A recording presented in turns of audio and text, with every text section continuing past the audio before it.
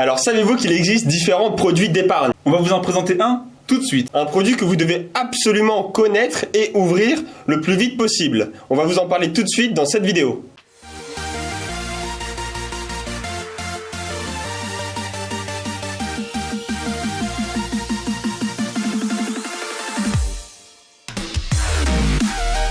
Bonjour à tous, c'est les colocs, on se retrouve aujourd'hui pour la 6e vidéo. Défi 365 jours pour tester les différentes solutions qui existent sur internet pour gagner 3000 € par mois à la fin de l'année. Aujourd'hui, vous avez différentes raisons d'épargner. Vous pouvez épargner par sécurité, Pour anticiper votre retraite, ou bien les études de vos enfants. pour investir maintenant ou pour de futurs investissements. Pour réaliser des investissements, vous avez différents profils selon la personnalité que vous avez ou le type d'investissement que vous souhaitez réaliser. Vous avez le profil prudent, c'est-à-dire que les investissements que vous allez faire seront sécurisés mais avec des profits faibles. Le profil actif, c'est-à-dire que vous allez miser sur des produits de valeur sûre et des produits plus risqués pour avoir une bonne rentabilité. Et enfin le profil dynamique, où cette personne va vraiment miser sur le profit et donc avec beaucoup de risques. Le profit que vous allez générer sera proportionnel au risque que vous allez prendre. Aujourd'hui, différents produits sont à votre disposition pour placer votre argent sur le court, moyen et long terme.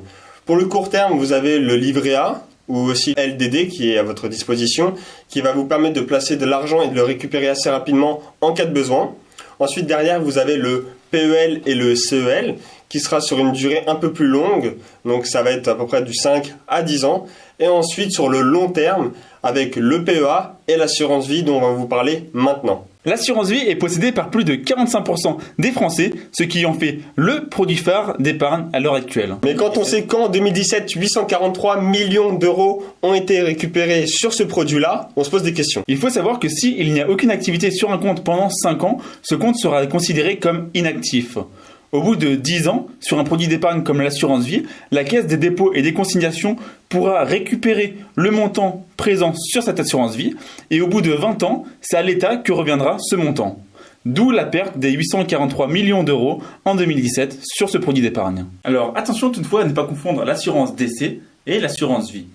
L'assurance vie est un produit d'épargne sur lequel vous allez investir tous les ans et obtenir une rentabilité sur vos placements.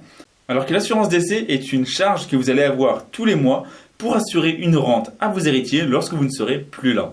Alors sur votre contrat d'assurance, vous avez différents types de placements. Il peut être à la fois mono ou multi-support. Alors un support mono... Qu'est-ce qu'il y a? Tu veux que je souris? Vas-y, je vais sourire moi.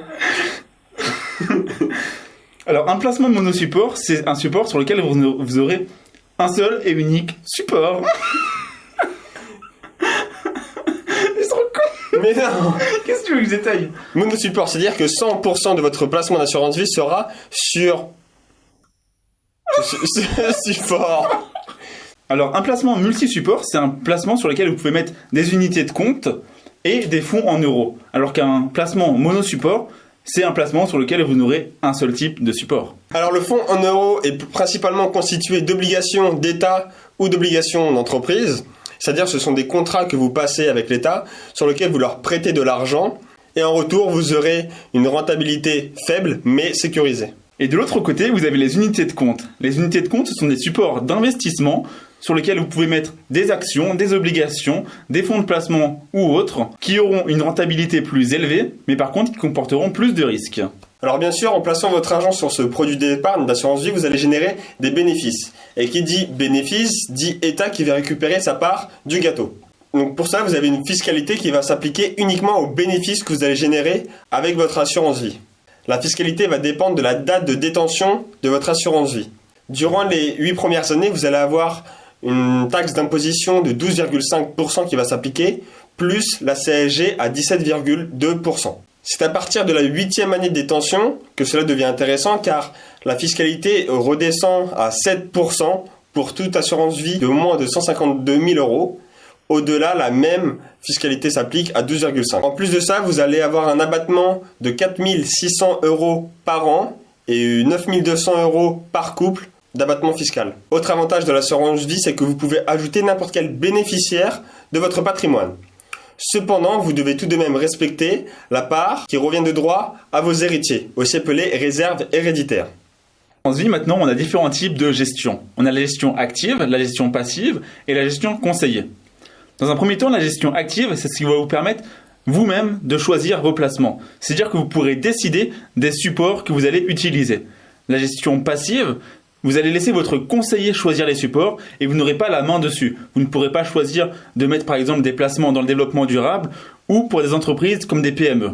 La gestion conseillée, ce sera votre assureur ou votre banquier ou un conseiller externe qui vous conseillera sur des placements à réaliser sur votre assurance vie et c'est vous qui aurez la main pour décider quel support vous allez utiliser. Des frais de gestion différents vont s'appliquer selon la gestion que vous utilisez. Un autre point important sur l'assurance vie, c'est que c'est un contrat d'assurance vie, c'est-à-dire que vous pourrez négocier les frais appliqués sur ce contrat. Pendant un temps, les seuls organismes qui vous offraient l'opportunité d'ouvrir une assurance vie étaient les banques ou les assureurs. Aujourd'hui, de nouveaux organismes ont vu le jour. Sur le même principe des banques en ligne qui offrent des frais moins importants que les banques classiques, aujourd'hui, les nouveaux organismes tels que WeSave ou YouMoney vous proposent d'ouvrir des assurances vie avec des frais beaucoup moins élevés. Ce sera d'ailleurs le sujet d'une prochaine vidéo. As-tu une assurance vie? Et n'oublie pas, l'horloge tourne. La fiscalité, c'est au bout de 8 ans. Donc si tu commences maintenant, tu t'y prends à l'avance et tu pourras gagner de l'argent plus tard, plus vite. Plus tôt, plus fort. Mais avant de nous quitter, N'oublie pas de partager, de liker de commenter, et de nous suivre sur les différents réseaux sociaux. juste en dessous.